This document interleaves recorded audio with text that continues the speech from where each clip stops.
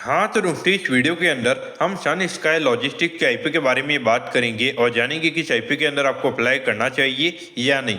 चलिए शुरू करते हैं। तो देखिए, सबसे पहले हम ये जानेंगे कि ये कंपनी क्या काम करती है। क्योंकि जो कंपनी 2020 में कंपनी स्टार्ट हुई, यानी कि ऑलमोस्ट अगर हम बात करेंगे तो 5 ईयर्स से कंपनी को स्टार्ट हुए हो चुकी हैं। अब अगर हम बात करेंगे तो देखिए, लॉजिस्टिक के रिगार्डिंग ये कंपनी में यहाँ पे सर्विसेज प्रोवाइड करवाती हुई नजर आती है। इसके अंदर अगर हम बात करेंगे तो देखिए, फ्रेट फॉरवर्डिंग, कार्गो हैंडलिंग, फिर डोर टू डोर जो डिस्ट्रीब्यूशन वाली जो सर्विस होती है, फिर मल्टी ट्रांसपोर्टेशन के रिगार्डिंग, और उसके अलावा एट दी एंड अगर हम बात करेंगे तो कस्टम क्लियरेंस के रिगार्डिंग हमें यहाँ पे कंपनी सर्विसेज प्रोवाइड करवाती हुई नजर आती है।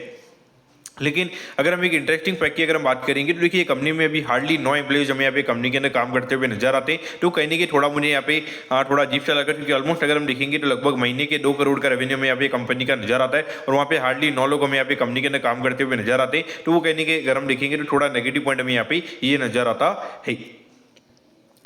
अब अगर हम आईपीओ के ऑब्जेक्टिव के बारे में अगर हम बात करेंगे, यानी कि जो आईपीओ से कंपनी को पैसा मिलने वाला है उसको कंपनी कैसे यूटिलाइज करने वाली है, तो देखिए लगभग 6.42 करोड़ रुपीज का हमें यहाँ पे कंपनी फ्लैट बेड ट्रेलर्स हमें यहाँ पे कंपनी बाय करती हुई नजर आएगी। उसके अगर हम बात करेंगे तो लगभग यहाँ पे 3.5 करोड़ रुपीज के लगभग का डेट हमें यहाँ पे कंपनी क्लियर करती हुई नजर आएगी, और बाकी लगभग 2.75 करोड़ रुपीज के लगभग हमें यहाँ पे कंपनी वर्किंग कैपिटल के लिए हमें यहाँ पे यूज करती हुई नजर आएगी।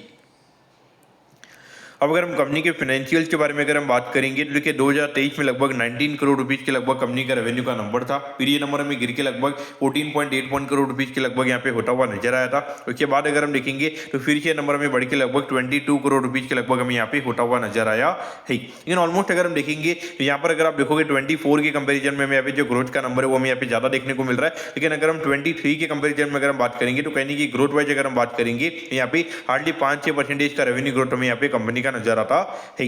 और अभी यहाँ पे 4 महीने में लगभग 8.45 करोड़ रुपीज के लगभग का रेवेन्यू यहाँ पे कंपनी ने किया है, क्योंकि इंडिकेट कर रहा है कि लगभग 2 करोड़ रुपीज पर मंथ का रेवेन्यू हमें यहाँ पे कंपनी करती हुई नजर आ रही है। इसको अगर हम एनुअलाइज करेंगे तो लगभग यहाँ पे 24 करोड़ रुपीज के लगभग हमें यहाँ पे कंपनी का रेवेन्यू का नंबर निकल कर आएगा, क्योंकि इंडिकेट कर रहा है कि पिछले साल के कंपेरिजन में यहाँ पे 10% से भी कम का ग्रोथ का नंबर हमें यहाँ पे ये कंपनी के अंदर देखने को मिलेगा।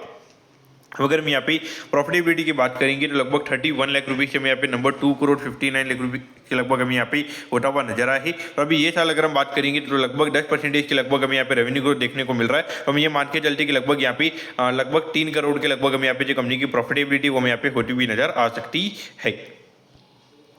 अब अगर हम आईपीओ के डिटेल्स के बारे में अगर हम बात करेंगे तो देखिए, 30 सितंबर को ये कंपनी का आईपीओ में ओपन होता हुआ नजर आएगा, और 3 अक्टूबर को ये आईपीओ में क्लोज होता हुआ नजर आएगा। अगर हम प्राइस बैंड के बारे में अगर हम बात करेंगे तो 46 रुपीज पर शेयर पे हमें यहाँ पे कंपनी शेयर देती हुई नजर आ रही है, और 3000 शेयर का लॉट में यहाँ पे कंपनी का नजर आता है। यानी कि एक लॉट को अप्लाई करने के लिए यहाँ पे 6000 शेयर के लिए यहाँ पर आपको अप्लाई करना पड़ेगा, जिसके लिए अराउंड अगर हम बात करेंगे तो 1,38,000 मल्टीप्लाई बाय 2 यानी कि 2,76,000 रुपीज यहाँ पर आपको लगने वाली है। अगर हम आईपीओ के टोटल इश्यू साइज की अगर हम बात करेंगे तो लगभग 16 करोड़ 84 लाख रुपीज के लगभग का हमें यहाँ पे आईपीओ का टोटल इश्यू साइज हमें यहाँ पे नजर आता है, और ये पूरा पैसा हमें यहाँ पे कंपनी के पास में जाता हुआ नजर आएगा। और यहाँ पे लगभग 47% के लगभग हमें यहाँ पे कंपनी का रिटेल कोटा यहाँ पे नजर आता है, यानी कि लगभग 8 करोड़ के जो कंपनी के शेयर है वो हमें यहाँ पे रिटेल पब्लिक के पास में यहाँ पे जाते हुए नजर आएंगे। अब अगर हम लिस्टिंग की अगर हम बात करेंगे तो बीएसटी के एसएम प्लेटफॉर्म पे हमें यहाँ पे कंपनी लिस्ट होती हुई नजर आएगी। अब अगर हम आईपीओ के टाइम टेबल के बारे में अगर हम बात करेंगे तो देखिए, 6 तारीख को आपको पता चल जाएगा कि आपको अलॉटमेंट मिला ही। अगर अलॉटमेंट नहीं मिलता तो 7 तारीख को आपको रिफंड मिल जाएगा, और 7 तारीख को आपके डिमेट अकाउंट में शेयर आ जाएंगे अगर आपको अलॉटमेंट मिलता ही, और 8 तारीख को ये कंपनी में यहाँ पे लिस्ट होती हुई नजर आएगी।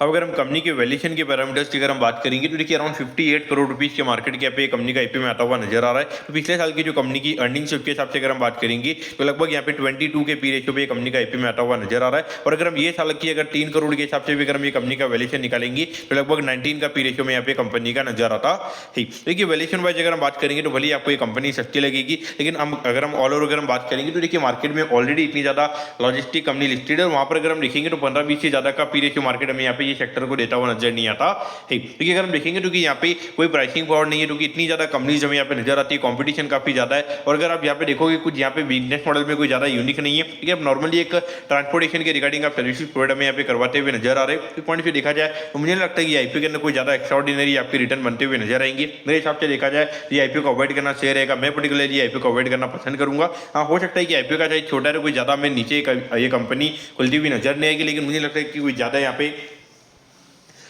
कोई अगर कंपनी को अगर थोड़ा आईपीओ अगर ये वेल मैनेज रहता है तो एक बार के लिए 5% के प्रीमियम पे में ये कंपनी खुलती हुई नजर आ सकती है, लेकिन बियॉन्ड द पॉइंट मुझे यहाँ पे कोई यहाँ पे प्राइस हिडन के पॉइंट ऑफ व्यू में यहाँ पे कोई पोटेंशियल यहाँ पे नजर नहीं आता है। इस पॉइंट से मैं पर्टिकुलरली कंपनी को अवॉइड करूंगा और मेरा रिकमेंडेशन भी यहाँ पर ये आईपीओ के रिगार्डिंग वही रहेगा। तो दोस्तों मैं आपको बताऊँ कि सन स्काई लॉजिस्टिक्स के आईपीओ के बारे में आपको सब कुछ समझ में आ गया होगा। अगर आपकी कोई भी क्वेरीज है आप कमेंट कीजिए, मैं जो आपके कमेंट पर रिप्लाई करूंगा। ओके दोस्तों, thank you, have a nice day.